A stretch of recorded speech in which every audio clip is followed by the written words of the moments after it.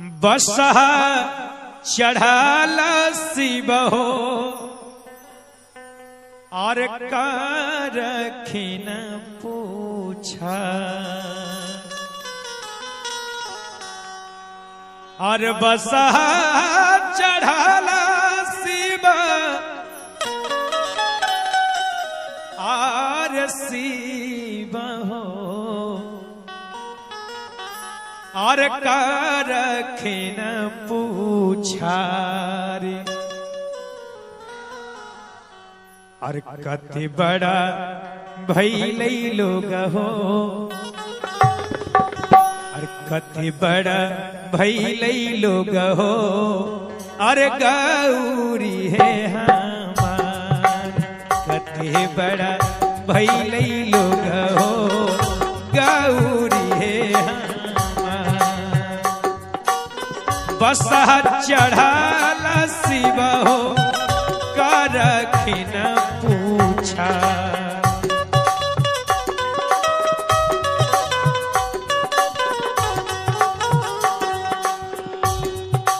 कते बड़ा भइल लोग हो कते बड़ा भइल लोग हो गौरी है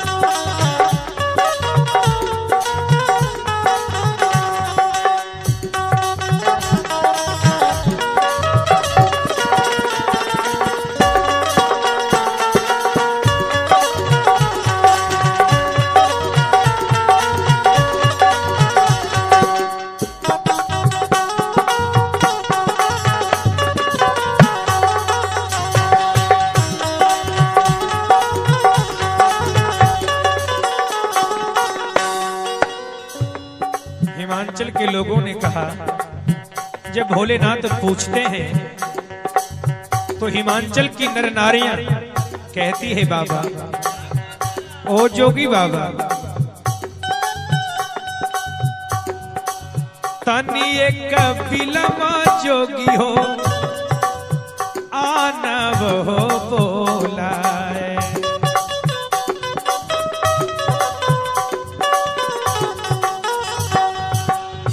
बाबा ओ जोगी बाबा आप तनिक देर ठहर जाइए मैं अभई बुला कर ला देती हूँ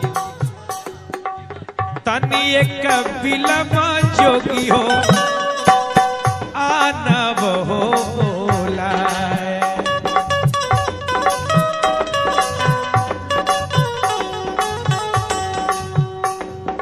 गौरी मोरी गईलई जोगी हो गौरी मोरी गईलई जोगी हो फुलवा लोढ़े फुलबाग गईली जोगी हो फुलवा लोढ़े फुलबाग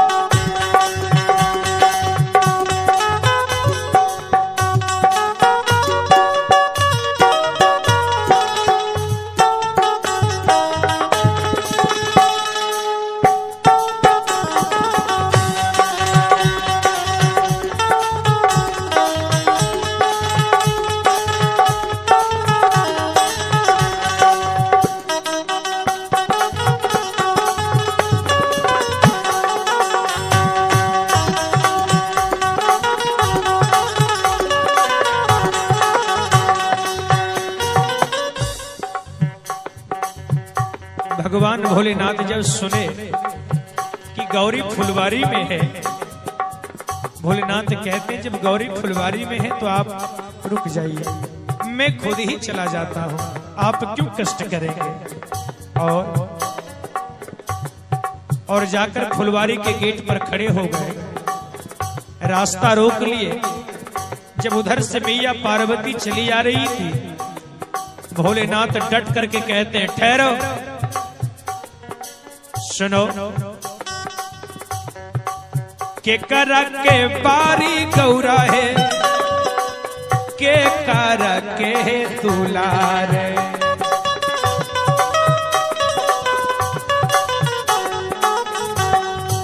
के करा के बारी गौरा है, के करा के दुलार है।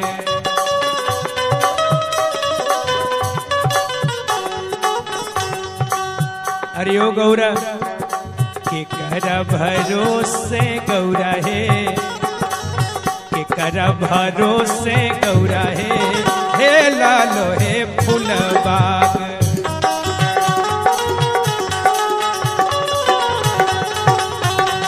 के करा भरोसे गौरा है, हे लालो हे फूलबाग।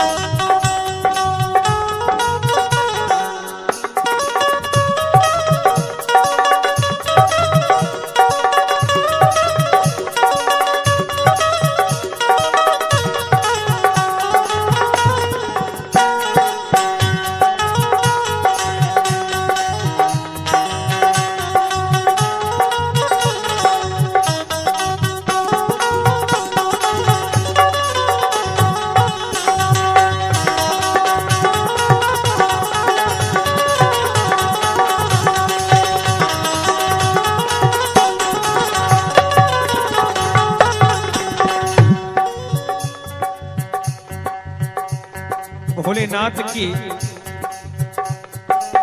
इस वचन को सुनकर, भोलेनाथ जी के इस वचन को सुनकर देवी पार्वती उत्तर देती है कि ओ जोगी बाबा सुनो, आप मुझसे पूछ रहे हैं, सुनो, बाबा के हम पारी जोगी हो, भैया के हम दुलार।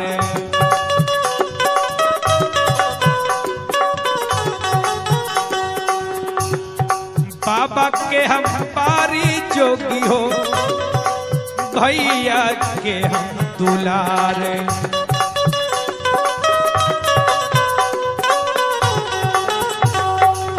और जहां तक आप हिम्मत की बात कर रहे हैं, अपना भरोसे जोगी हो, अपना भरोसे जोगी हो, हे लालो हो फूलबाग।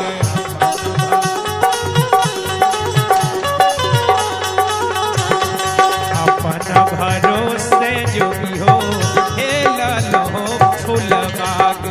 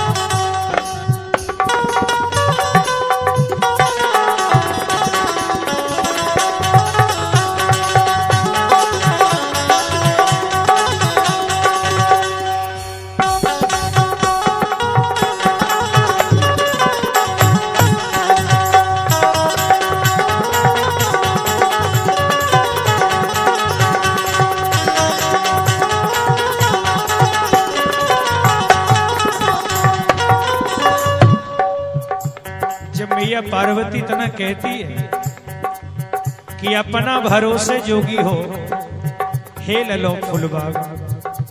भगवान भोलेनाथ कहते हैं करियो देवी, एक तो तू फुलबारी में चली आई, फूल भी उतार ली, ऊपर से इतनी अकड़ दिखा रही है, अकड़ की बात कर रही है। सुन, भोलेनाथ कह रहे हैं और फोड़ी देबो शंखा चूड़ी गौरा, मेटी देबो हे सिंगार।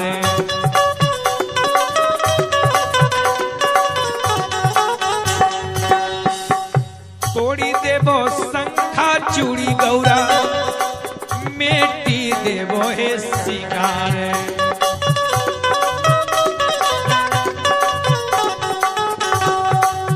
अरे ओ गौरा, और बाग से निकालब गौरा है,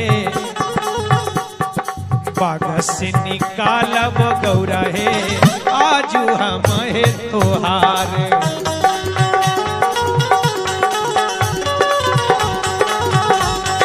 बाग से निकालब गौरा है, आजू हम है तोहार।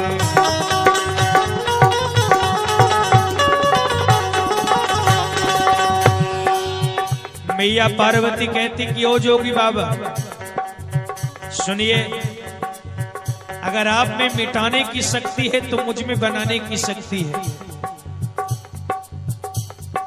जोड़ी ले बई शंखा चूड़ी भोला, जोड़ी ले बई शंखा चूड़ी जोगी, कारी ले बई हो सिंगार।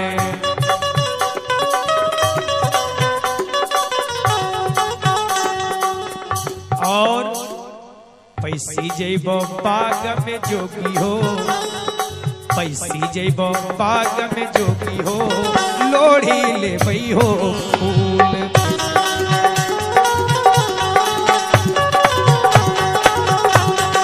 पैसी जइबो बाग में जोगी हो, लोढ़ी ले बो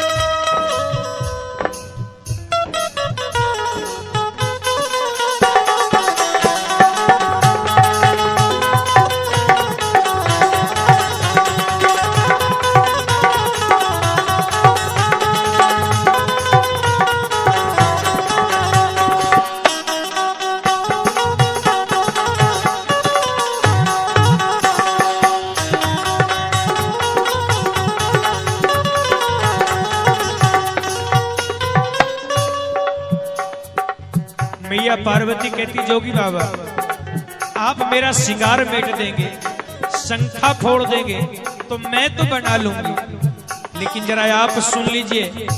मैया कह रही है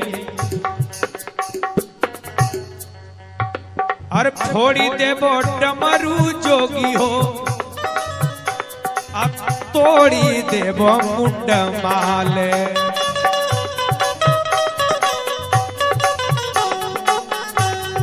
तोड़ी देबो डमरू जोगी हो, तोड़ी देबो मुंड माल।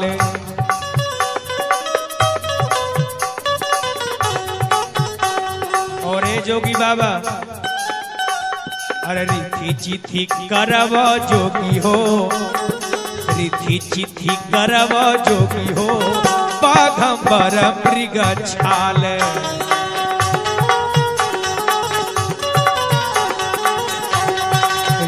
चिथी करब जोगी हो, बाघंबर मृग छाल।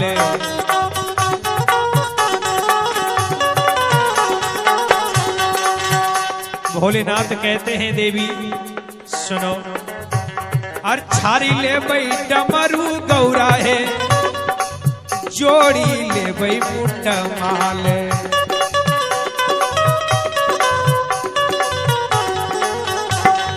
छारी ले बई डमरू गौरा है, अरे जोड़ी ले बई मुंड माल।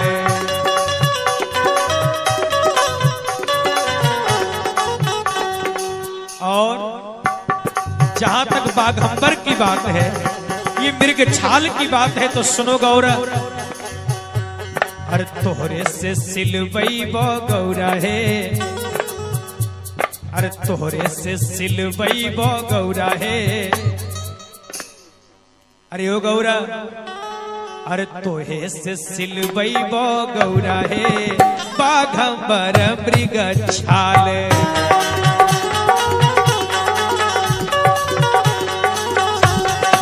तोहे से सिलवई बो गौरा है, बाघंबर मृग छाल।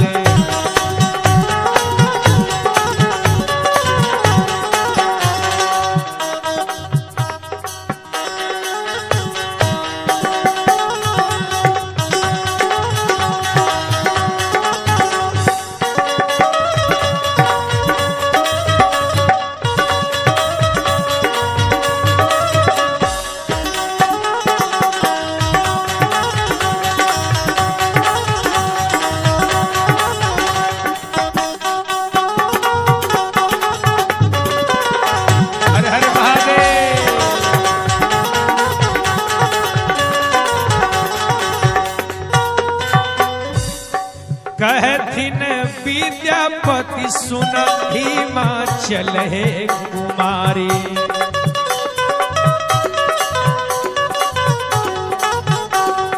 कहथिन विद्यापति सुन हिमाचल है कुमारी।